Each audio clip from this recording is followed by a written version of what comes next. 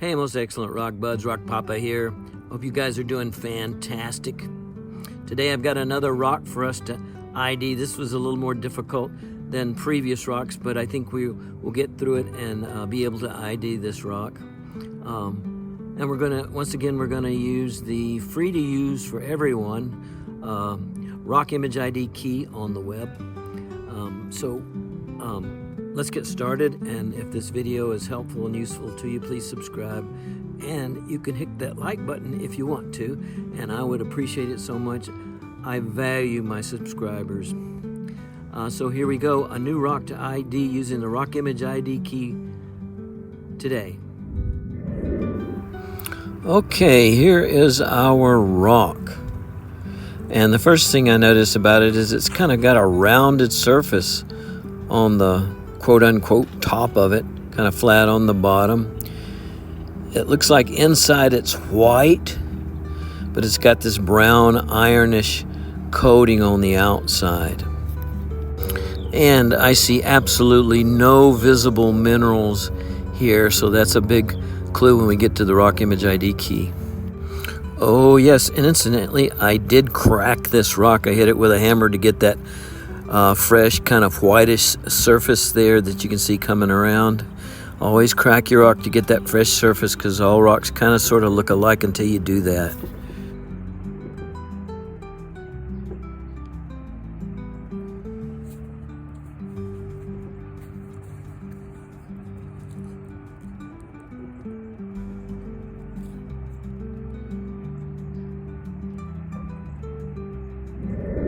Okay, so let's go to the rock image ID key and get started. Here is the link, and this is not a clickable link as we said before, but see where it says more down below in this video? Well, if you click that more, you will get a hot clickable link to get to the rock image ID key. So let's go. So here's our intro screen to the rock image ID key, and you can see there's a donate button there. If you donate $5, you get free PDF copies of 2 of my books that are for sale on Amazon. One is called The Rocks of Georgia. It's got excellent photos of all the rocks that we find in Georgia and the eastern United States mostly, and also tree facts and folklore that tell about the natural history and silvics of trees, and also interesting facts. So please donate if you can. If you can't, don't worry about it. Let's go. Okay, we clicked on that bottom blue button, and here we are. Let's tap on the How to ID a Rock button and see what we get. Okay, the main thing here is it says Get the Rock D app, and you can tap on the Get Rock D button, and it'll take you right to the Rock D app download site.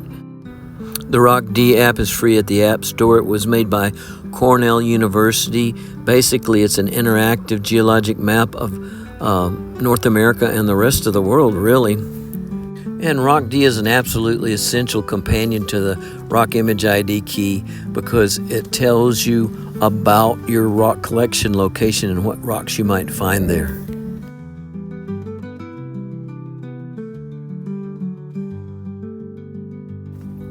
Okay, so now we're in the Rock D app, and we're going to click on down lower left where it says Map. And it's showing me where I am right now, not where I collected the rock. So we've got to find that rock collection location. So see that red circle with all the little lines in it? Tap that, and it gives you a place where you can look up a location. Search. I'm going to type in Nashville, Tennessee, because that's the general area where I found this rock.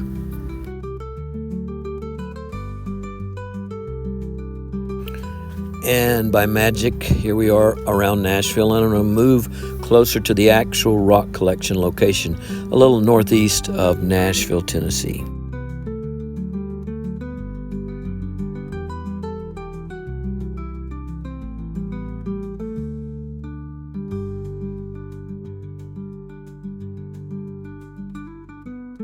So I tap on the place where I found this rock, and it gives me a write-up. It says St. Louis limestone and Warsaw limestone of Mississippian age. We're talking brownish gray limestone that's dolomitic and cherty. So we know that limestone will fizz in acid, dolomite will fizz in acid if you scratch it up. Chert will not fizz in acid. So Rock D has given us some initial possible clues. Let's go back to the rock image ID key. And I think I'm going to click on the rock index and just look for St. Louis limestone and Warsaw limestone.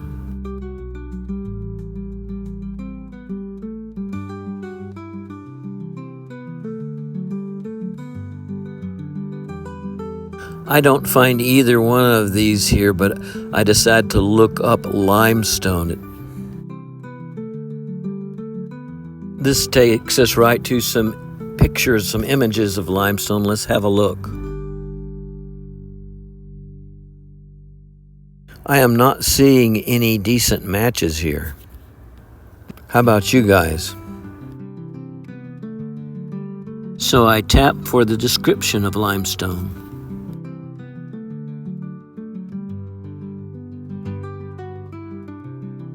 It says that a steel knife will easily scratch limestone, and that if the limestone is mineralized with silica like the St. Louis limestone, that's a smoking gun, but I'm not going to put all my eggs in one basket yet. It says limestone readily fizzes in acid, so I think we need to test that. Okay, here's our rock, and a steel knife will scratch it, and I've scratched up some powder to facilitate the fizzing process.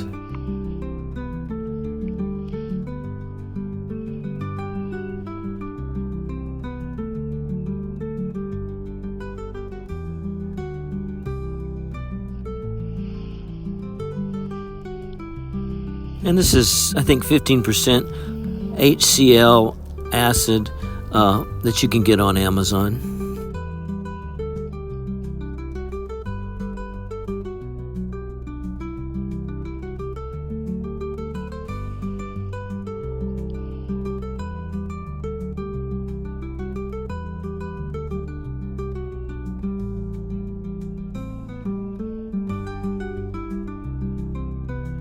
Do you guys see fizzing? I sure don't. I don't see any fizzing at all. It would be a foamy, bubbly fizz if it were there.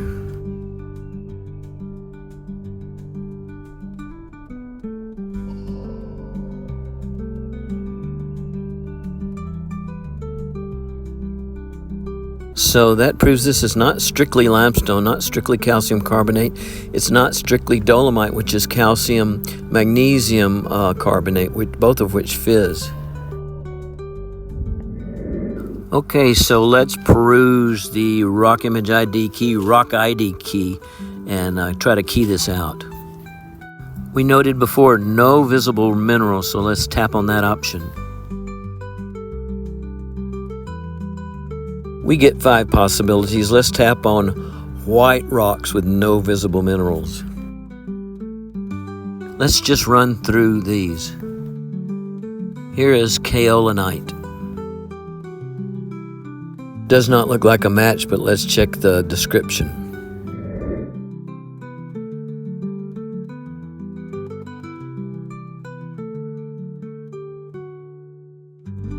Says kaolinite is pure white and it's very soft, 2.5 on the Mohs hardness. That means a nickel can easily scratch it, and my fingernail probably, so it's not kaolinite. Let's try felsic tuff. Don't really see anything here, and of course Rock D didn't mention any kind of volcanic rocks, so let's move on. Dolomite. That weathered, shady dolomite, and maybe. Let's check the description.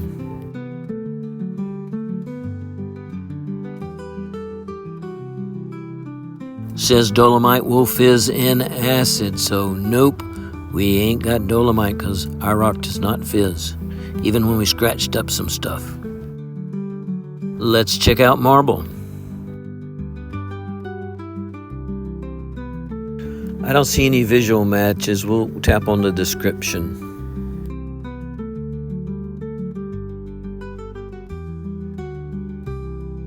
Says marble readily fizzes in acid, so nope, we ain't got marble. Okay, moving right along to soapstone. I don't see a match, and if I tapped on description, it would say soapstone is so soft you can scratch it with a fingernail, and you can't scratch our rock. So let's move on to quartz.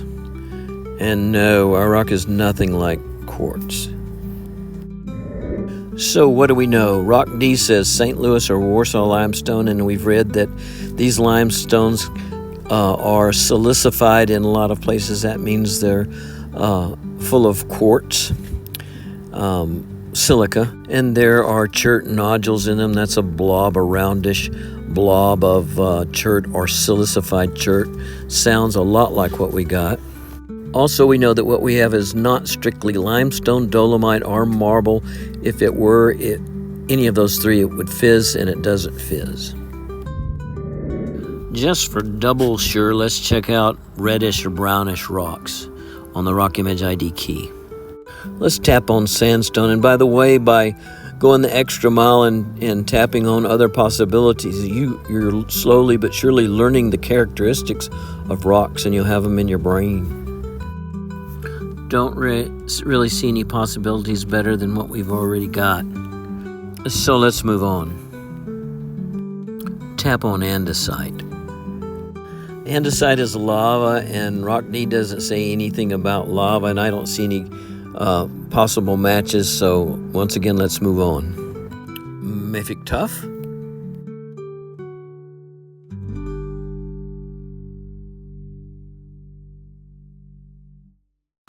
I do not think so.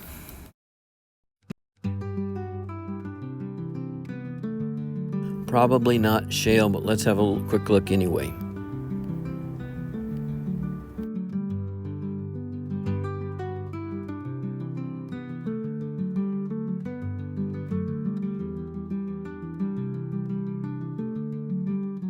Asbestos. No matches, and Rock D doesn't mention anything like asbestos, although we can't depend on what Rock D says 100%. Okay, moving on to rhyolite, which is a kind of lava, very felsic lava. How about chert? The arrowhead stuff doesn't look right, but these two specimens here do look like possibilities. Let's read the description for chert.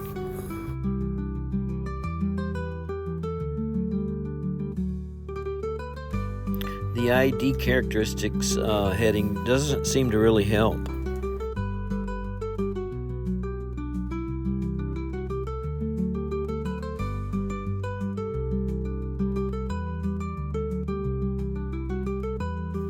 But here we're talking about chert nodules again, and that's sounding pretty familiar. Silicification. Yeah. Thinking about chert nodules, here's a gorgeous piece of chert, but it's surrounded by some white stuff that's called cortex, and all that cortex is weathered chert, very weathered chert. It's still made of the same stuff, silica, microscopic silica, but the outer surface is highly weathered. So I commenced to beating on our sample rock here a little more, thinking maybe on the very middle of it, it's got some real good-looking chert in there. I didn't find any, but I noticed there's kind of a darker area. So I'm thinking, based on the fact that this sample was kind of rounded like chert nodules often are, that possibly it's just super highly weathered. And we're looking at a big hunk of cryptocrystalline chert cortex, the outer weathered layer. I had a brainstorm and decided to go to Google and just look up St. Louis limestone and look at some of the images.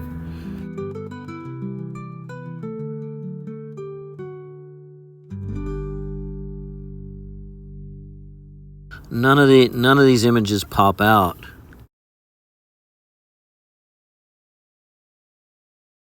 Decided to read about St. Louis limestone in Wikipedia.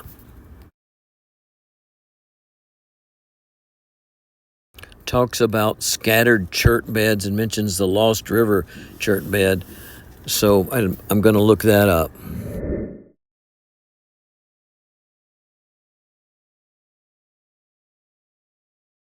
Says it's a distinctive rock layer of bedded chert found in the Mississippian age limestone, which is St. Louis limestone is Mississippian age.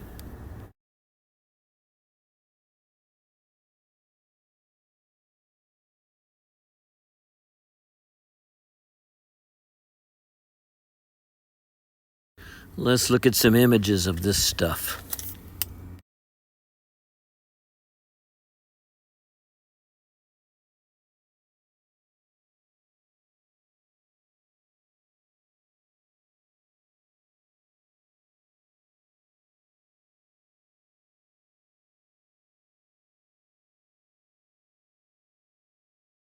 This looks maybe something like it. So, having flogged this dead horse to pieces, I think we know what we got. I'm pretty sure this specimen is part of the St. Louis and or Warsaw limestone formation. I think it was a former chert nodule that has experienced tremendous weathering, so all you've got left is cortex. So how did the St. Louis and Warsaw limestones form? Let's have a look. On the left we have ancient North America, and on the right we have ancient Africa, and ancient Africa is crashing into ancient North America. This is happening in Mississippian and Pennsylvanian time, between about 350 and 330 million years ago. This is called the Alleghanian orogeny, and it is the last step in the assembly of the supercontinent Pangaea. The ancient African continent is pushing down on the ancient North American continent. This is creating an ocean basin between them, which is called a foreland basin. The foreland basin is actually much larger in horizontal extent than it appears on this funky drawing. It covers much of present-day eastern U.S. and extends over at least to and probably beyond the location of the current Mississippi River. It is a warm and shallow sea where sunlight reaches down to the bottom. This is an ideal setting for creatures that incorporate calcium carbonate into their bodies, shell creatures and coral reefs to form, and they did. The dead shell bodies of all these creatures pile up over millions of years and get compacted into a limey mud that eventually gets pressed down and becomes limestone. And this is how the St. Louis and Warsaw limestone were formed, as well as limestone strata all over the eastern United States. Now, limestone bodies are famous for getting mineralized. That's when volcanic activity pumps interesting minerals into the limestone, like gold, silver, zinc. In the case of the St. Louis and Warsaw limestone formations, they were pretty far away from the volcanic activity, but the ubiquitous flow of silicon-laced water ran all through them, pumping these limestones, i.e. mineralizing them full of silica in microscopic form, which we call chert. Iron, like silica, is very, very abundant, and water is the medium that brings it into limestone to mineralize it. So you got limestone with chert nodules in it and sections of bedded chert, dirty, silty chert mixed in. Okay, guys, that's it. St. Louis bedded chert in the St. Louis limestone formation. Thank you so much for watching, guys, and I hope that was helpful. Please subscribe if so. Excuse me. And this is your Rock Papa saying happy rock hunting to all my excellent rock buds. Papa out.